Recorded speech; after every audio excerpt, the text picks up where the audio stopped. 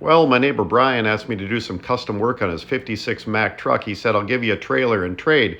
Here's a trailer. It's a 24-foot steel trailer, and I said yes. Hey guys, Jeff here with the YouTube channel, The Wolf of Wisco. We got an old 50s Mack truck here. Thing we got to do here, I guess there's three things primarily. We're going to pull out this bench seat here, and we got a couple bucket seats sitting over here. That's going in, and we got to take the fenders, chop off 4 inches. They stick out at least 6 inches from, you can see the gap here. They're from this is a semi chassis, so it's wider than this F250 chassis that this body is on. That's 1. 2 is the fenders, and 3, we're gonna mount this visor. This is actually a bug deflector from a semi. We're gonna use that as a visor up on top, right above the windshield there. We got the seat bolts.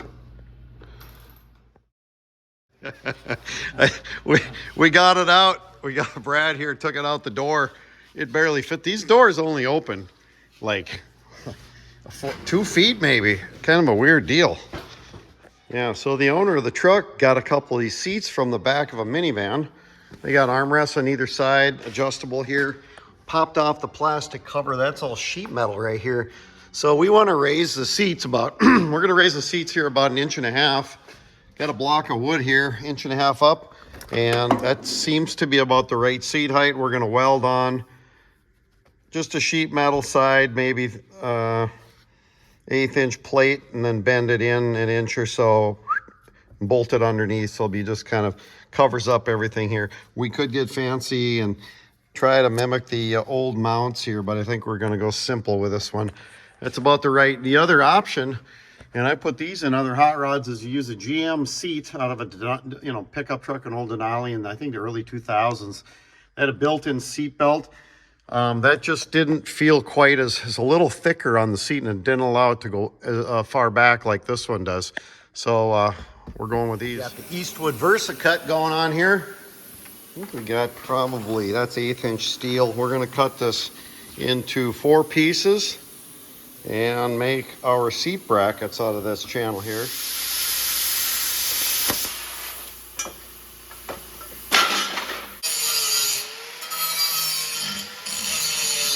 The Bridgeport here.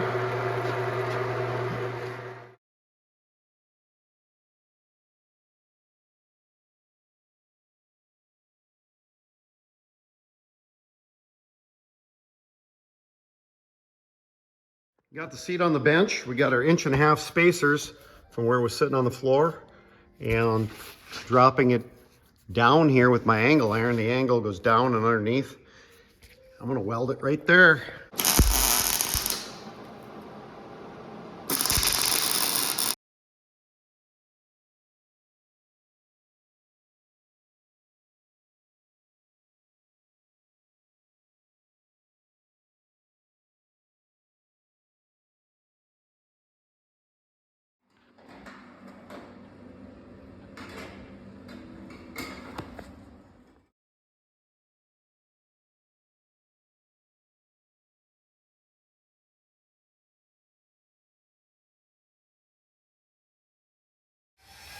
Drilling some holes. Uh-oh, something's behind it.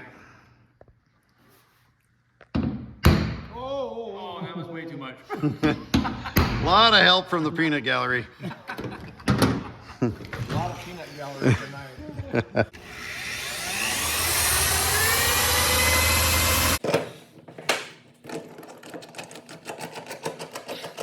1/4 Threaded rivet.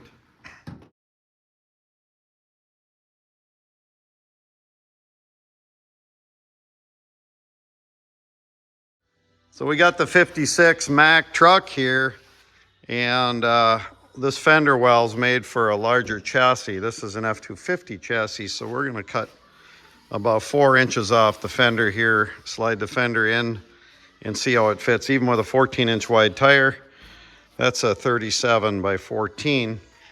We still got a lot of room in the fender well.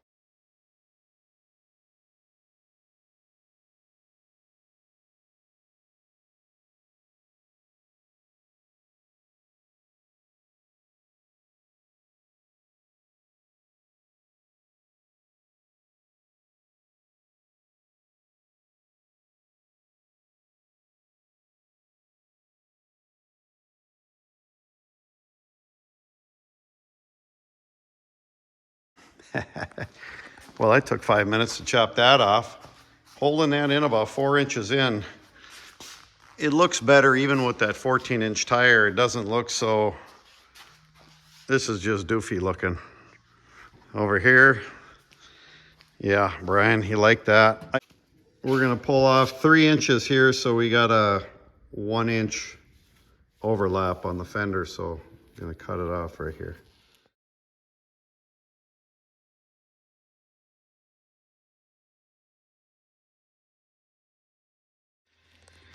All right, the other fender is going to come right underneath here. We got to grind this back so we can weld on it, and also clean off this whole edge of the fender so I can weld that.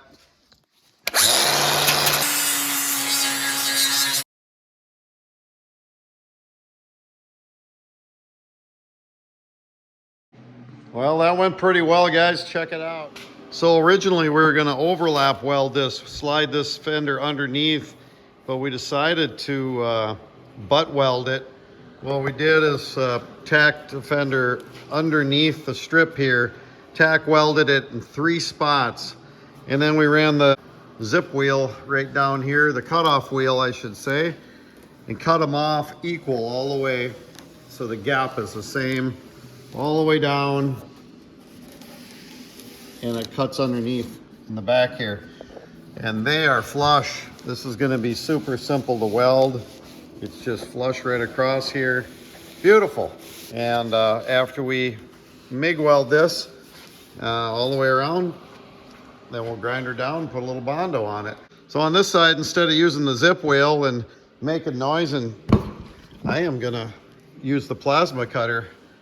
And this baby cuts, look how clean that cut is. This is just my straight edge.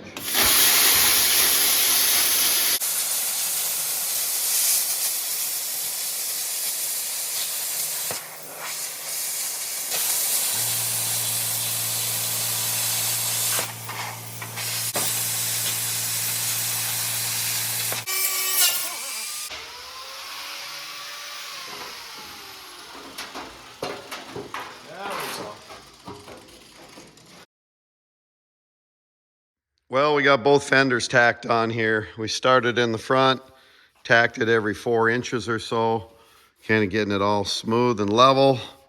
Then around back, we left the fender long here to create kind of a deeper, kept the whole fender well in here. Similar deal here. Previously, it had some filler in here. We did have to do a little cutting here so we could fold this in, but it looks pretty good here. All the way down. A little bit of a gap we had to cut to get it to fit tight there. Time to do a little welding here. I'm going to solid weld this thing a little at a time. Right, kind of getting it stitched around here. Now it's just a matter of kind of filling in the spots.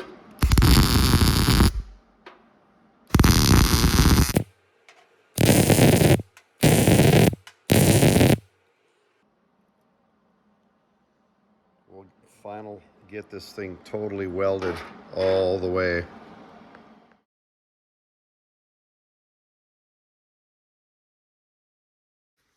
All right, it's not pretty.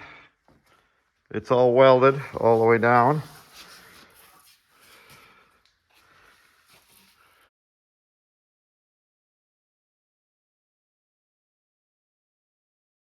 All right, this side's looking pretty good.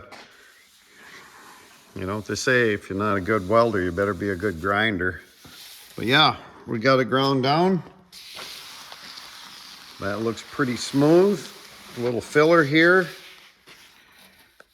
So I'm gonna start stitching this together, just like the other side.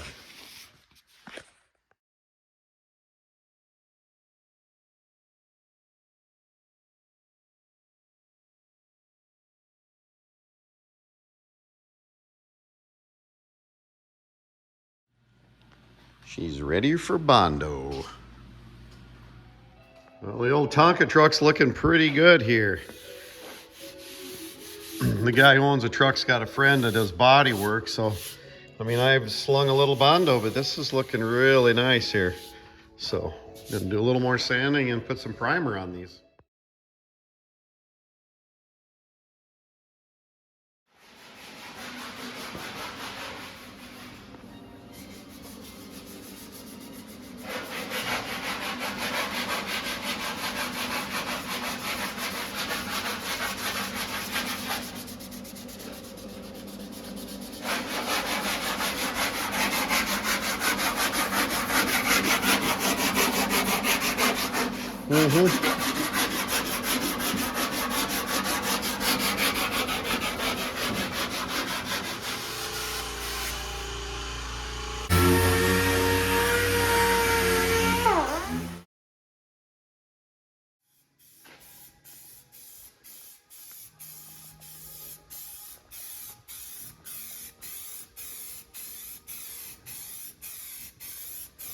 Keeps everything from lifting, even though it shouldn't.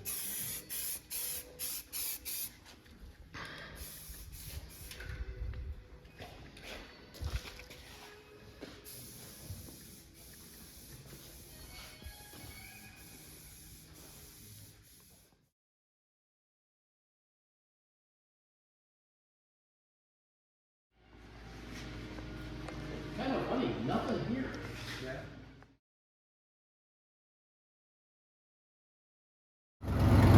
Looking good. Both sides.